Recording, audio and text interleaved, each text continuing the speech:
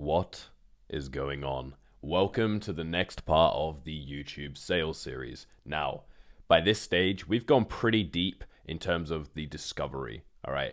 Obviously, as my channel continues to grow, that will really be the area that we focus on a lot because it's ultimately where the sale is made. But in regards to this series right now, I want to move on. I want to lead into the transition, okay? How we can get a very smooth transition into the pitch to ensure that all the great work that we've done in the discovery isn't basically for nothing, okay? The analogy that I have is like the discovery is the date. You can still screw things up if they come back to your house, okay? So that's the transition in the pitch, right? We don't want to get those things wrong. So it's very important that we do it in the right way, and I'm going to show you a great structure for this, various different angles that you can take depending on what type of offer you're selling, and ultimately just get the most amount of buy-in possible. So we'll be diving into the good old iPad.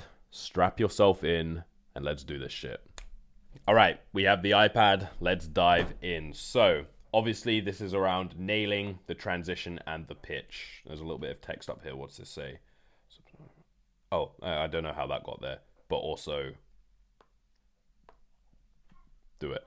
Anyway, this is how I view you on a sales call, okay? And now we're transitioning, right? So we are the bridge, okay? We are the bridge. We're creating the bridge for this prospect to step out into the future desired outcome and desired state that they have, okay? And obviously, as you can see, some nice tranquil birds over there and all of these things, okay? So we have to act as that vessel. We have to act as that bridge, all right? So what I want to be clear is when we go for the pitch, we want it to feel like a continuation of the buyer's own realizations. And what I mean with that is throughout the discovery, we should have created these light bulb moments where we kind of bring awareness, and this is stuff that I've gone through on the previous trainings, around the cycle that they have been stuck within and the realization of if they continue doing that cycle, they will not get what they actually want to achieve, okay? And we bring awareness and realizations to that, okay?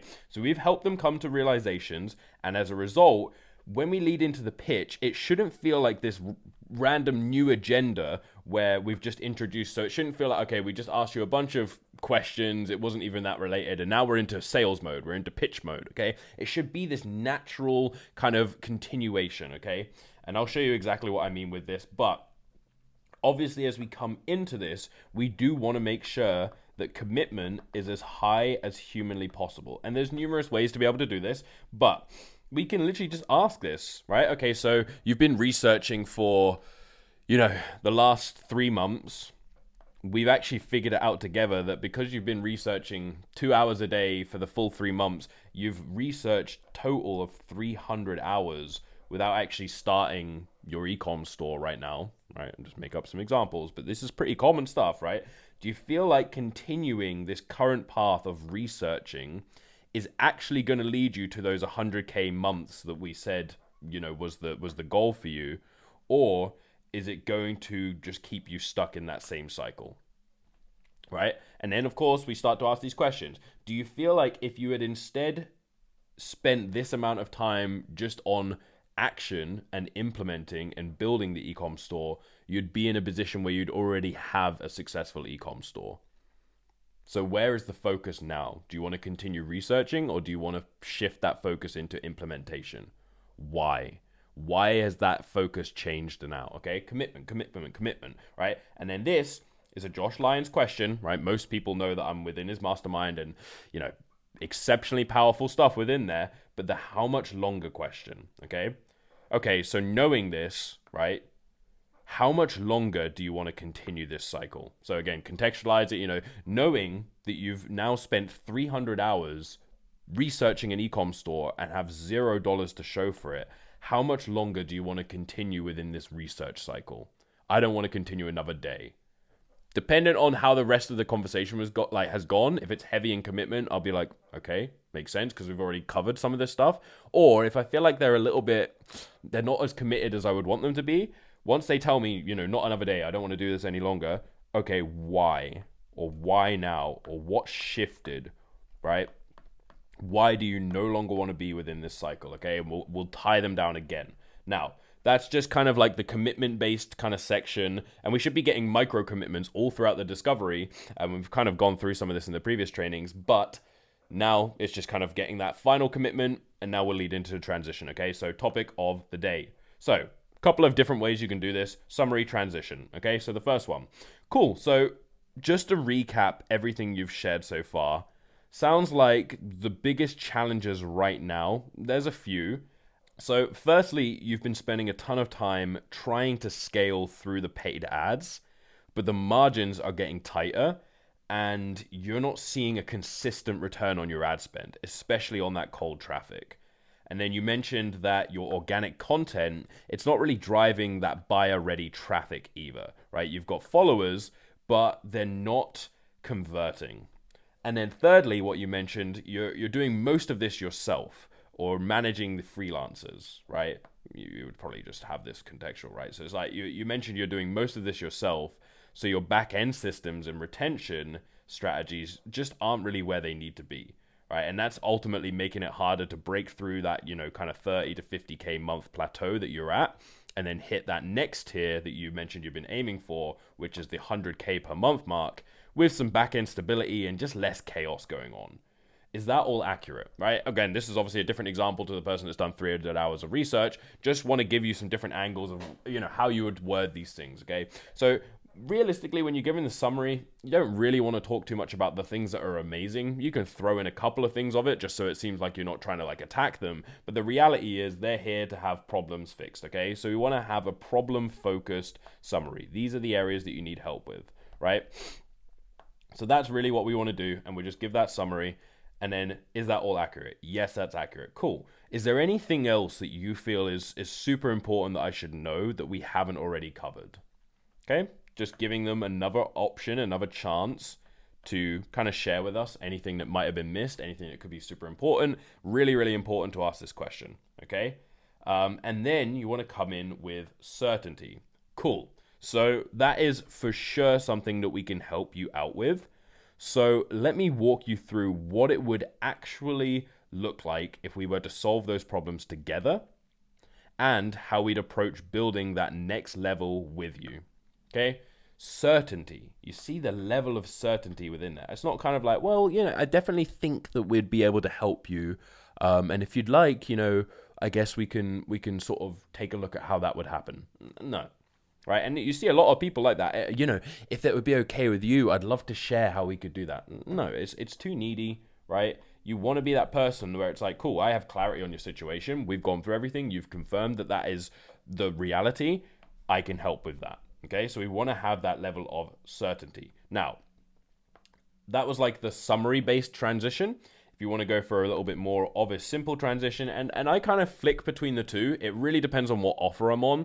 I would say, it's just feeling it out, okay? Like, do you feel like it is going to be important to really just summarize the entire contextualized nature of what they're struggling with, right? Has there been quite a lot that you've gone through on that call? And as a result, you're kind of like, okay, let me just make sure we've got this just in black and white. Things are looking great. Boom, boom, boom, boom, boom. If it's fairly straight line, you might not need to do that so much, okay? So if you want to just go for a simple transition, it would be like, okay, so I'm clear on where you're at with everything. And I appreciate you sharing all of that.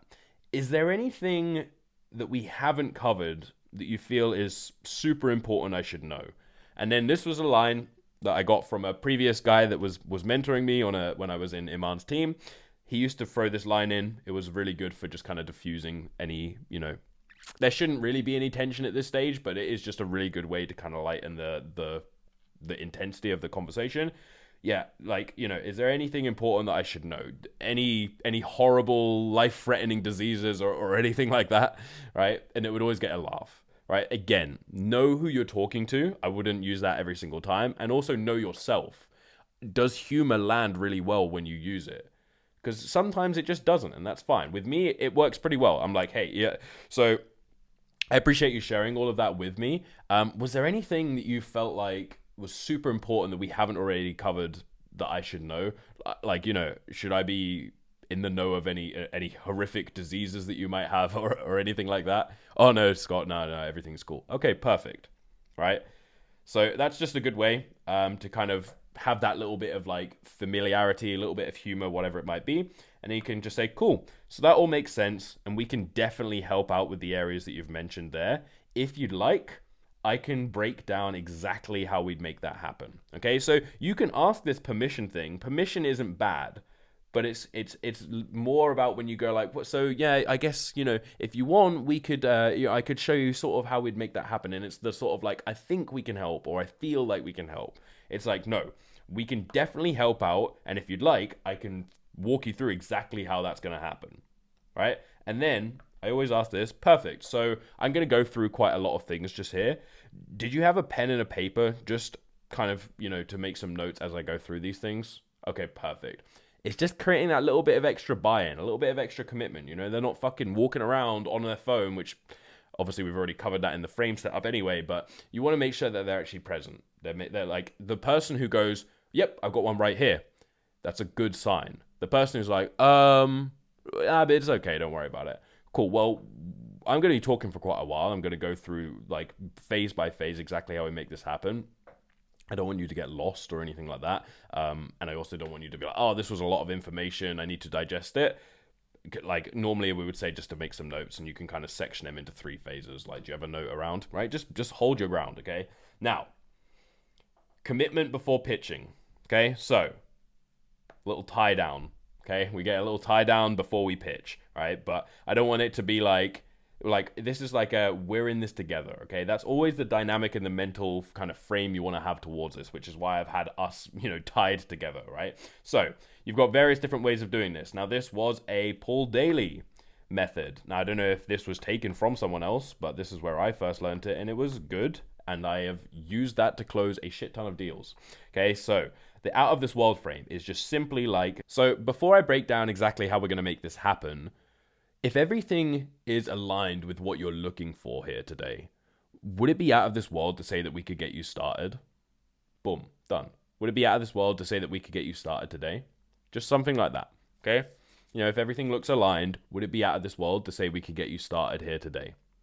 Right? Why is this good? We're getting commitment, but it's done in quite a softer way. It's not so abrasive. So it's a really nice way to just get that kind of level of buy-in, right? No, yeah, I mean, it wouldn't be out of this world. Why is it also powerful? Because we're actually searching for a no. And it's so much easier to get a no than a yes, but this is a positive no. No here means yes. Okay, so this is something you always want to be seeking for. The more times that you can get someone to say no, which is actually a positive thing, the better. So would it be out of this world? No, it wouldn't be out of this world. Okay, perfect. Right? I use that a lot. Now, there are then a couple ways that you can do this, okay? You then have the yes, no, maybe frame. Now, you can either, and this is something that I done a lot on Iman's team, you can either hit this, and if you don't get the level of response that you'd be looking for, you can then transition it into the harder frame, right? So yes, no, maybe frame is a lot more like abrasive, right? We'll use that word again. It is a lot stronger. It is a lot more salesy, but you will get a lot more commitment from it as a result, okay? So for me personally, I used to just like how effortless this one felt. And then if I ever got someone who was like, I don't know, I guess we'll just have to kind of see how things are, then I'd roll into the yes, no, maybe frame. Now, I know plenty of people like Cole who just kind of hit straight in with this. So it's really about understanding your dynamic and also your offer as well. So the yes, no, maybe frame goes like this. Cool. So could I just ask you a favor before I break down exactly how we could make this happen? Yeah, Scott, no worries. Cool. So at the end of this call, there's really 3 things that you can say to me. So the first is, hell yes, Scott, this looks amazing. I'm all in. Let's do it. The second would be no. And I want you to know, I'm a big boy. I can handle a no. Like, that's totally fine if you feel like it isn't the right fit for you. It's just that maybe that we want to avoid here today. And the reason for that is, honestly, it's normally just a polite way of saying no. And I want to just make sure that we're super transparent here together. So would you be okay to stick to either a yes or a no by the end of this call? Would that be okay? Right, boom. That's roughly how I would structure it. Sometimes I'll make the jokes around the no a little bit stronger. It's like, hey, like, I'm not going to cry if you tell me no, at least not on the Zoom call anyway. So some little things like that. So that's a really good way just for them to be like, yeah, okay, yeah, no, I can definitely do that by the end of the call. Perfect. I appreciate that. So, and then we go into the pitch. Now, what I was saying here in terms of if you get an answer, that doesn't align with what you were looking for. So, hey, would it be out of this world to say we could get you started here today if everything looks right?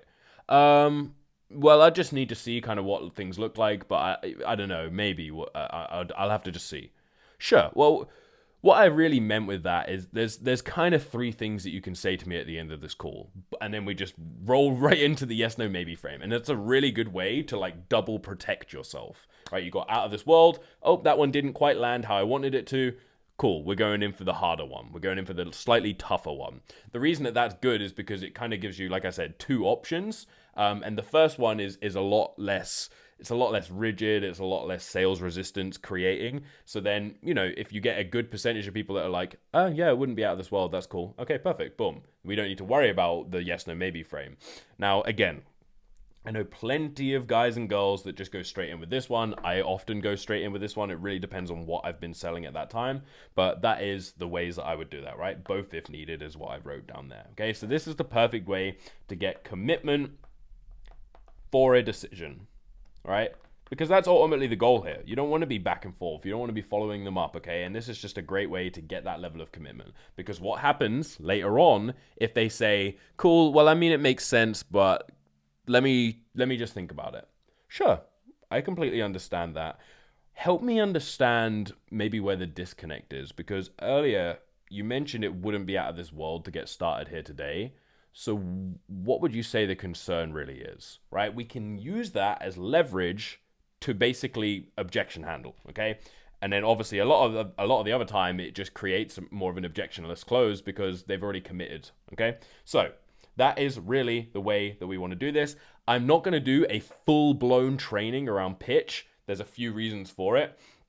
That's one of the specialties that I have when I take over a team is like a full pitch build out, which absolutely demolishes. And I do that with a mentor, and it's very hands-on. Okay, so like I'm not going to run through that process specifically because that's kind of like a signature process, and that's what happens when I take over teams. And recently I've just taken over 3 teams, and we are violently scaling, let's just say. So again, if you're a sales rep and you want to have, you want to hook me up with your business owner or whatever, feel free. But ultimately, I want to just run through some of the key principles that I have when it comes to pitching.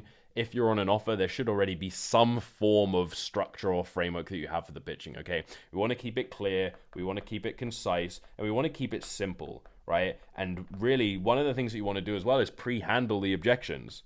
Right, so okay, so you've got this, and this. That's phase 1, and we would ask somewhere between 3 to 5 hours per week. That can be distributed however you would want it. You can do all of it on the weekend, or you can distribute it across the week. Is that something that you could commit to? Okay, cool, boom. No more time objection, right? You throw in little things like this, but pitch overview, right? Most, and I'm going to say quote unquote good reps, right? They're going to sound human to a degree within discovery, right? Especially if they're doing it scriptless. But then they become robotic within their pitch, right? And what you'll realize is this creates an energetic whiplash effect because they've gone from one style into a completely different feeling style. And it's going to feel like you were wearing a mask the whole time. Or on the flip side, it's just going to feel like, okay, so he was sort of on my side now, but now he just wants to close the deal and make some money. So and you can feel that disparity, okay? And they're going to lose trust because you are no longer on their side of the table, and you are basically in sales mode, okay? So you've got to be careful with that. You want it to be human. You want it to feel human, okay? So use collaborative language. Don't just be like, yeah, so the way the program works is, right? You want to be a little bit more like, cool. So the first phase for us is focusing first on your foundations, right? It's like collaborative, okay? It's us together going through this, right? It's a journey. It's a partnership, okay? So again, if we gave a little bit more of a contextual ones, now obviously in your situation, first we'd need to fix your strategy on actually finding a winning product. And that is exactly what phase 1 is focused on. We provide you with the exact blueprint, okay? So it's like this little bit of a journey, but it's contextual towards them as a buyer. All right. Now, something else that I learned, which is so powerful, is you want to future pace the next problems that are going to arise in their journey. Okay. Most of the time, as a prospect, we have this initial hurdle in front of us, right? It's, I want to get more leads, or it's, I want to start an e-com business, whatever it might be. And that's the thing they want to focus on and fix. They don't think about what next problems are going to come up. So if we can create those problems already within their mind, the necessity to work with us becomes a lot stronger because we're already thinking further out than they are. Like, oh shit, I'm gonna struggle with this and this and this. I didn't even think of those things. Okay, so they're gonna feel how in depth everything is, but also that they can't really do this alone. They're like, okay, well, there's a lot more to this than I realized, right? So that would go something along the lines of, okay, so now that you have that winning product, that's really just the starting point. Because the next challenge becomes turning that initial traction into something scalable. Now, we've got to make sure, we've got to make sure your creatives actually convert cold traffic at scale, which is exactly what phase 2 is designed to solve, right? So it's kind of like every single phase is a continuation. And it's like, now that we've fixed this issue is going to arrive, okay? So it's like, you always want to be future pacing that. And if you can link it into each phase, firstly, like I said, it's the realization of like, shit, there's a lot to this. Secondly, it's that journey. They can visualize, okay, so I'm going to have this thing happen first, then I'm going to have this thing, and then it's going to be this thing, and they can already pre-plan out, okay, the destination, right? The arrival, okay? And this was something that Cole was talking about on a coaching call I was on recently, which was awesome. Obviously, if you're not in sales.io, you should probably join. Everyone thinks and everyone gets told, on Instagram and all this shit, like, hey, it's about the journey, blah, blah, blah.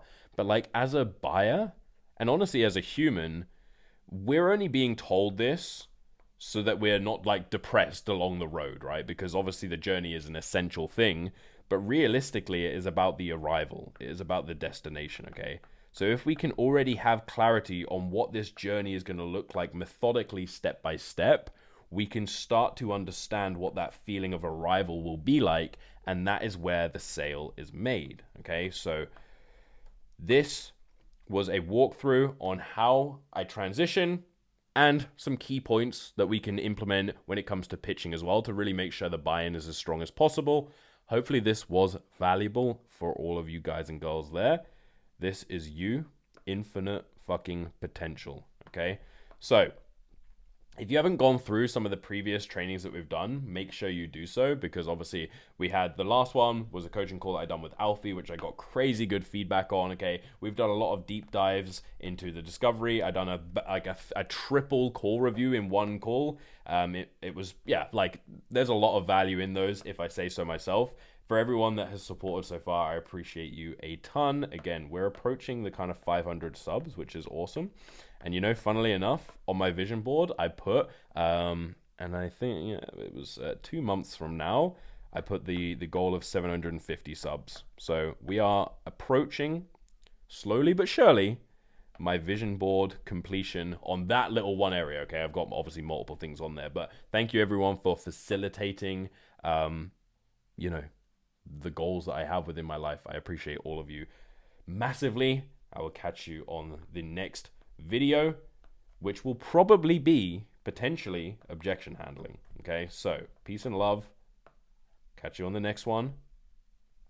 If you've been on the coaching calls, you'll know that this is a staple of any iPad training that I do. Okay, the guy with big biceps. This is you, right after you crushing out discovery.